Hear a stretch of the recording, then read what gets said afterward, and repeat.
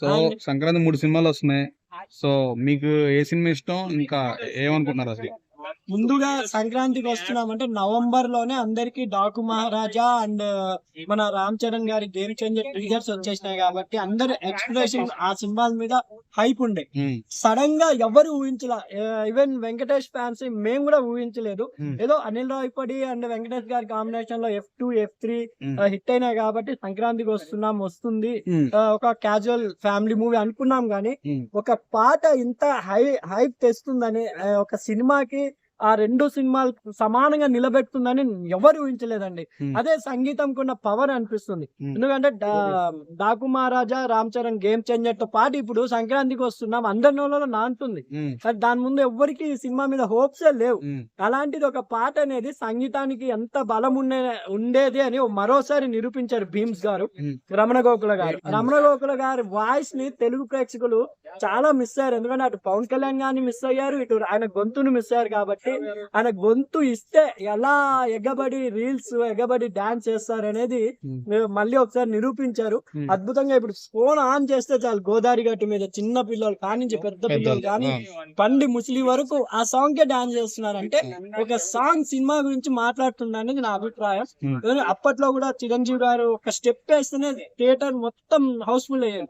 అలా ఈ గోదావరి గట్టు సాంగే సంక్రాంతికి వస్తున్నాం అయిపట్టు ఫ్యామిలీ జనాలను కూడా ఈ సినిమానే లాక్కొని వస్తుందని నా అభిప్రాయం. ఈ రోజు ఒక చిన్న పోస్టర్ ఏదో వచ్చింది,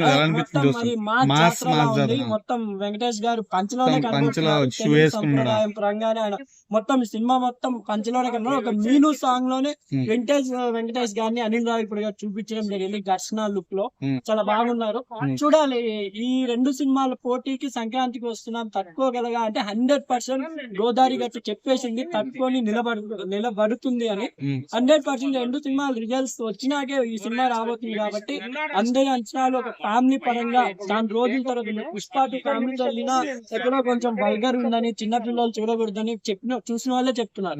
అలా క్లీన్ అంటే చిన్న పిల్లలతో సహా పెద్దోళ్ళతో సహా చూసే సినిమా సంక్రాంతికి వస్తున్నామని నేను అనుకుంటున్నాను. డాకు మహారాజా గురించి ఏం చెప్తారు? డాకు మహారాజాలో కూడా చిన్న పిల్లల సెంటిమెంట్ ఉంది. బాలకృష్ణ గారికి మధ్య అఖండ నుంచి భగవత్ కేసరి గారి నుంచి చిన్న పిల్లల సెంటిమెంట్ అంటే జీలీలా కొంచెం పెద్దైనా కూడా చిన్నప్పుడు ఆ సాంగ్ అయిపోయింది ఉడతా ఉడతా అలా దీంట్లో కూడా ఒక పాట రిలీజ్ చేస్తారు చిన్న పిల్లలతో పాటు. బాలకృష్ణ గారికి ఆ సెంటిమెంట్ వర్కౌట్ అయ్యి ఈ సినిమా కూడా చాలా బాగుండబోతుంది అనుకుంటున్నాను. ఎందుకంటే స్వయంగా ప్రొడ్యూసర్ గారే చిరంజీవి ఫ్యాన్స్ కి సమాపణ చెబుతూ బాబీ గారు వాల్తేర వీర కన్నా బాగా తీశారు డాకు మహారాజ్ అని ఒక స్టేట్మెంట్ ఇవ్వడం జరిగింది. అంటే బాబీ గారిని లేపడం జరిగింది డైరెక్టర్ గారిని.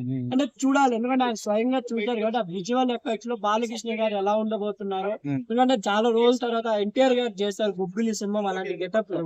అలా బాలకృష్ణ గారిని కూడా గెటప్ లో ఫ్యాన్స్ ఎలా ఉంచుకుంటారు అనేది చూడాలి. ఎందుకంటే ఇప్పుడు తెలంగాణ గొడవలు జరుగుతుంది కాబట్టి మెయిన్ డాకు మహారాజ్ సినిమా చూడాలంటే రాయలసీమ జిల్లాలో చూడాలి. అక్కడ ఎంత హంగామా ఉంటుందంటే స్వయంగా ఒక జాతరకు జరిపేంత ఖర్చు చేస్తారండి బాలకృష్ణ గారి సినిమాలకి. ఎందుకంటే ఆటలు కోస్తారు, పూజలు చేస్తారు. అలా హంగామా అనేది మిస్ అయినాం పోయిన సంక్రాంతి. ఈ సంక్రాంతి అలా మిస్ కాకుండా పోయిన సంక్రాంతి ఒక్క సినిమా వైపే అందరూ వరల్డ్ మొత్తం హనుమాన్ వైపు చూసింది. ఈ సంక్రాంతికి మొత్తం సినీ పరిశ్రమ తెలుగు కాకుండా కన్నడ అన్ని పరిశ్రమలు తెలుగు సినిమా వైపే చూడబోతున్నాయి. 3 సినిమాలు వేరే వేరే జోనర్ కాబట్టి ఒకటి పొలిటికల్ డ్రామా, ఒకటి అదే చైల్డ్ సెంటిమెంట్ అండ్ డాకు మహారాజా అంటే ప్రజల బందిపోట్ల నుంచి ఎలా కాపాడ ఒక సెంటిమెంట్.